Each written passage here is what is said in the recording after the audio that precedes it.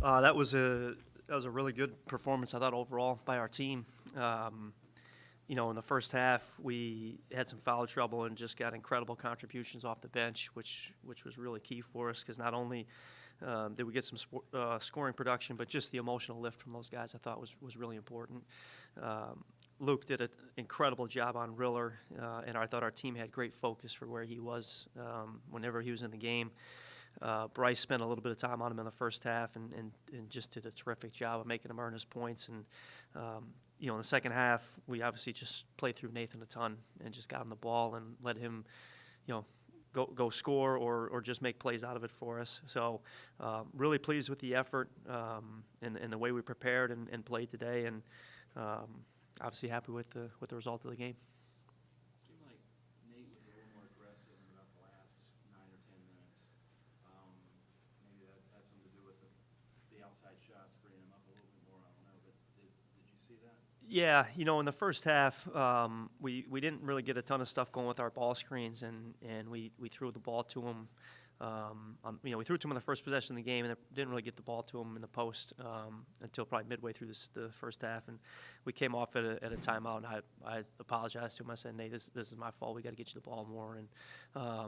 And he kind of made a couple of plays in the second half, and then just kind of looked over and was like, let's keep this going. So I think he started to feel like he had an opportunity to take over the game a little bit, and we wanted to just give it to him as much as we could. And then, if they're going to put a crowd around him, our guys can play off of that. So he was, he led that charge for sure in the second half.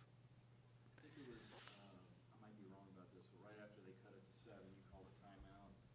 Then you went to him in the post, and he got a 3-point play. It seemed like, I'm sure that's something you drew up, and then it seemed like that really kind of put some air back in you guys at that point. Yeah, when they made their run, when our guys came over, I don't know if it was a 6-0 run or I don't know what the number was, but their last 3 baskets were 3 mid-range jump shots that I thought we contested well. And the message to the guys at that timeout was, they've made a little bit of a run taking the shots that we wanted to take. We've contested them. These are good players. It's a really good team. They're going to score some points. They're going to make some of these. We just got to continue to stay the course. And all we talked about was let's go execute right here, which was to get the ball to Nathan on the block, and then let's go get a stop on the other end. And we got it to him on the block, and he got fouled. And then there was another media timeout, so I had to think of something to say for the next media timeout. Talk about the little run you made right there at the end of the first half. I thought that was really big for us. We got going a little bit in transition. I told Nate at halftime, and he was 1 for 6 in the first half, and the best play he made in the first half was when Thornton hit the 3 in transition. He ran down the middle of the paint and took 3 guys with him, and Thornton was able to just dribble into a wide open 3. That kind of got us going. Guys did a great job. Last possession of the half, they were switching the ball screens, so we wanted to try to get the ball out of our ball handlers' hands quickly. So Reiner's made a great pass to Andy, and we wanted Nate to just go right down the middle of the paint, which he did, and then Miguel was spotted up on the weak side. Andy made a great read. That was a big play to end the half, I thought. And, again, to make that run, we did it without a couple of key guys because of foul trouble, so I thought that was a really important, end of the half for us. Your first couple of games in Colonial play, you went up against some of the biggest stars in the conference, like Roland and now Riller, and each time you've really shut down a lot of these guys. How happy have you been with the team's defense against some of the stars and their ability to not shy away from the challenge?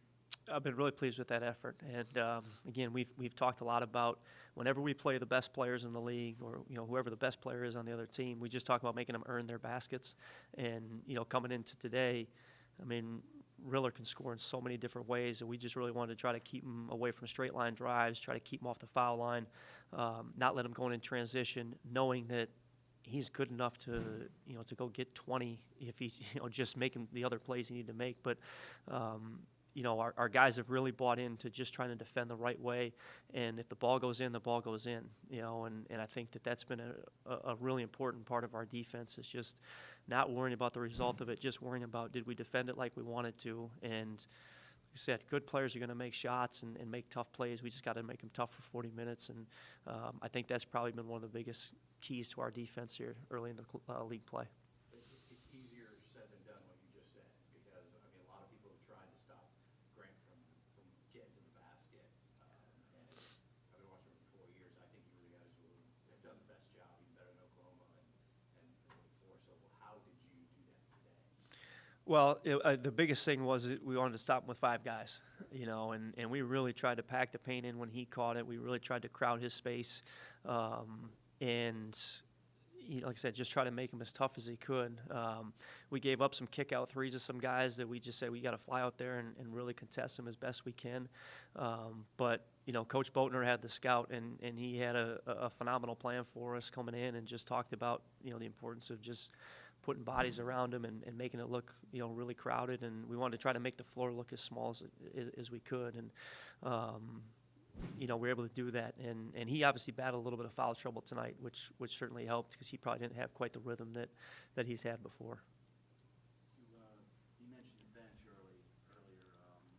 Blair seems to have given you a nice look there, and you outscored them 25-19 tonight. Have they just been improving, do you feel, those players, and just sort of their rotation? Yeah, I think that those guys have played well, for the majority of the season. And I think everyone's looked at their box score afterwards and said, well, if they didn't score, they didn't play well. But, Quinn has had a number of games where he just comes in and he gives us a boost by making a great cut, getting his hands on an offensive rebound. He's a really, really smart player, and he just has such a feel for how he can impact the game. Part of the reason we scored so much off the bench is, Thornton came off the bench tonight and had 8. But those guys have I think they've just done a great job of working consistently. They put up numbers in practice all the time, and some of the times you don't put up numbers in games is because of who they're out there with. And tonight, or this afternoon, obviously it was important that they did give us a little bit of a lift because of the foul trouble that we battled.